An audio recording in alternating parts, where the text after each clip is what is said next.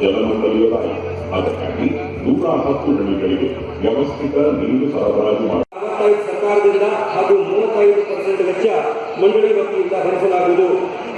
ಈ ನಿರ್ಣಯದಂತೆ ಇವತ್ತು 110 ನೀರು ಹಾಗೂ ಒಳಚರಂಡಿ ವ್ಯವಸ್ಥೆ ಒದಗಿಸುವ ಬೃಹತ್ ಜವಾಬ್ದಾರಿ ಹೊಂದಿದೆ. 2008ನೇ ಇಸ್ವಿಯಲ್ಲಿ 110 ಹಳ್ಳಿಗಳು ಬೆಂಗಳೂರು